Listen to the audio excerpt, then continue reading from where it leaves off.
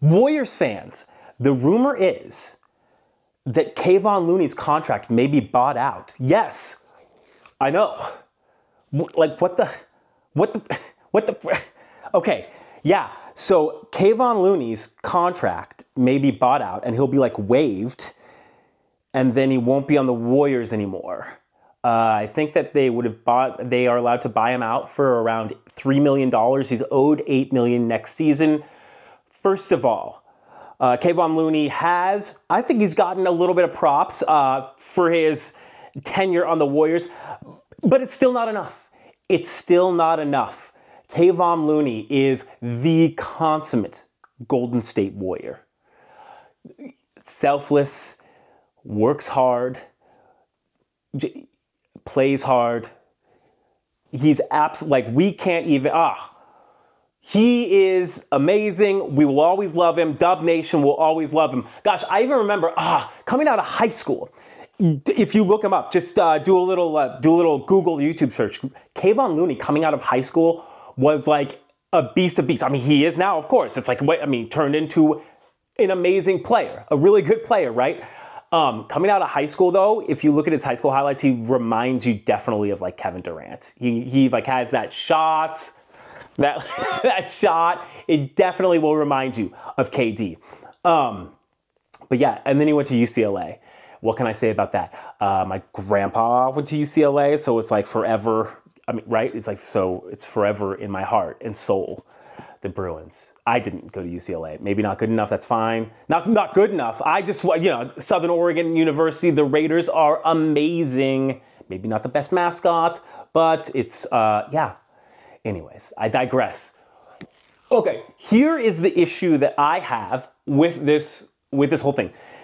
Dubs fans, Warriors fans, you gotta follow me here. Okay, if the Warriors just do this for luxury tax implications, I really hope that the net of this whole, of losing Kevon Looney will be greater than just a cash decision. That would be a very poor investment in a team with still prime Stephen Curry, okay? So like taking away, okay. Also, if you are unable to replace Looney with at least a more competent replacement, and he's amazing.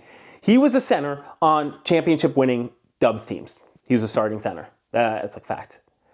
If they're unable to, watch this. Hey, Warriors fans, watch this. Imagine this. So Trayce Jackson-Davis, love him.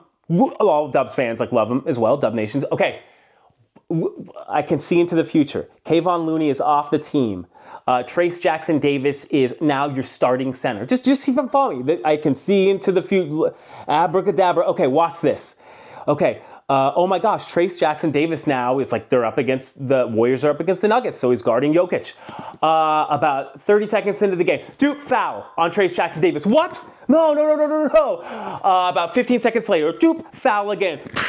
Trayce Jackson-Davis. That fella. We're going anyways. The fluffer thing fell off or whatever. We're continuing to go. I can see that happening. 2 fouls, he's out of here. But it's only been, it hasn't been a minute. It hasn't been, you can see Fitz say, it hasn't even been a minute in the game. Well, we just got to calm down. They got to play through it. Or okay. So I don't see the Warriors able to, roster depth-wise, afford to lose Kevon Looney. I'm not understanding here. I'm actually not understanding what's going on. Okay, so just tell me who's going to be the center then. Tell me who's going to... Draymond Green, got it. Hey, watch this. Draymond Green plays more... I see into the future again. Draymond Green's playing all these minutes at center, and the Warriors are rocking it out. Oh, no. He's got literally residual back. Once you have a back problem, backs generally, they rarely completely heal themselves and are way better than before. Please ask Steve Kerr if after all of his surgeries, if his back is way better than it's ever been. So I'm just saying, you can't play Draymond too many minutes at center. You absolutely can't. And you can't, and then essentially TJD doesn't have enough tenure in the league to get officials calls, and he's still going to get young guy calls, whistles, okay? So, gosh, that is a real big risk, right? That's a huge risk. And I don't think it's a good investment if the Warriors are just going to just throw away Kevon Looney's, contract and him for tax purposes. Okay, this is something that they need to scour the league, okay? Because I believe that there could probably be, if this whole thing is, if they really can't afford him or anything like that, okay, this is what you do. You call every team in the league, and then you call them again. And you say hey, Kevon Looney has a respectable $8 million contract next year, okay? So look, we're going to give you Kevon Looney, and we'll give you a future second-round draft pick for 2 second-round draft picks. That's it. So the Warriors would net a second-round draft pick, and you at least get something for Kevon Looney. You at least get something. Because, gosh, it's scary. It doesn't seem right to lose him for absolutely nothing. Because of these tax implications. Again, if the tax implications if they are about money, who cares? Shut up. The Warriors team, you spend millions to get billions. And by the way, I'll have another video about that. It's a small investment. Looney's contract and the tax upon that. The smallest investment. People are but C-Train, it's like $30 million. Yeah, small investment. To possibly not having a center. Okay. But if it's I will only accept this deal, and Dub Nation should only accept it if it is a roster decision. And here's what you do. You do the deal. You do Kevon Looney and a future second rounder for 2 second-round draft picks, and then you draft Ryan Dunn. Now he's a defending dynamo. Everybody, you can look up Ryan Dunn. He's a shooting guard. He's going to be in the draft. I think he's rated in the 30s on the Ringer. Okay? You draft him. He is a dynamo defender. 6'6.5", 7'1" plus wingspan. Can guard pretty much easily 1 through 4, and possibly 1 through 5. And here, I'll give you an example. He could probably guard in a pinch Anthony Davis. Yes. And I'll give you predicate for that example. So I believe Ryan Dunn can this guy who the Warriors could get for a second-round draft pick. Now we're thinking ahead, right? Because we're projectively thinking, because we are C-Train Station, right? Okay. The Warriors should draft Ryan Dunn with that second-round draft pick that they get from my hypothetical Looney trade, of course. He can guard 1 through 4, and the predicate for being able to guard Anthony Davis is Google or YouTube OG Anunoby. OG Anunoby defending Anthony Davis. I believe, seriously, that Dunn has smaller, he's a little bit shorter, but he's a better post defender and shot blocker than OG Anunoby.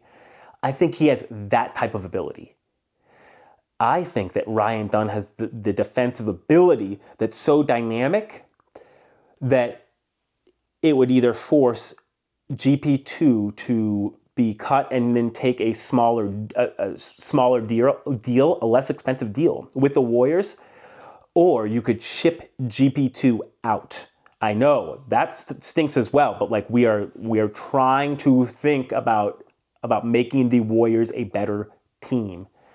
Okay, so you could even ship GP2, Moody, and a future second out for Herb Jones. And then you have Ryan Dunn and Herb Jones.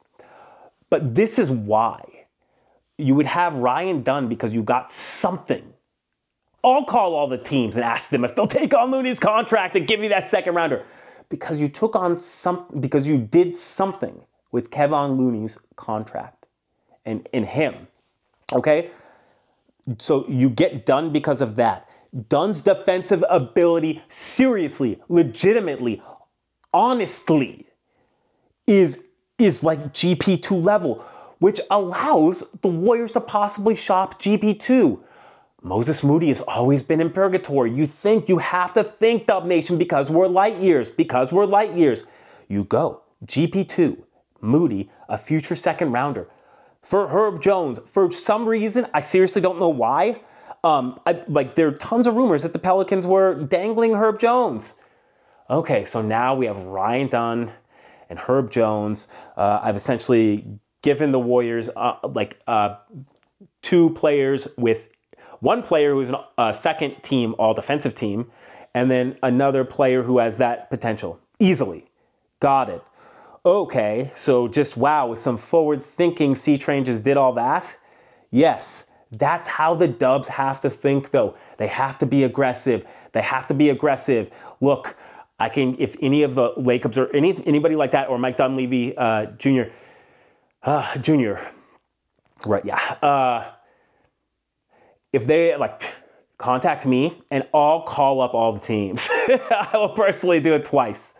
I'll make sure before you do something like let Kevon Looney, an amazing asset, go for nothing except for money reasons.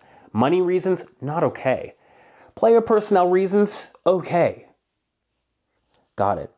So regardless, let's all appreciate Kevon Looney for exactly the dynamic player that he is, fighting through injuries as well. I believe early on in his career, he had, I believe, some hip issues, maybe labrum on hips. Don't quote me on that. I'm not 100% sure, but yes, he had a little bit of injury trouble, but I believe that he played in the NBA Finals with after Kawhi broke his clavicle, right? After Kawhi broke his clavicle, yeah. So Looney is tough as nails. I would hate to lose a literal, legitimate warrior, okay? A warrior for life, for absolutely nothing. This was fun. Like and subscribe and like. Comment below on a Looney experience that you've had, on a UCLA memory. Hey, we always have fun here at C-Train Station. I'm out.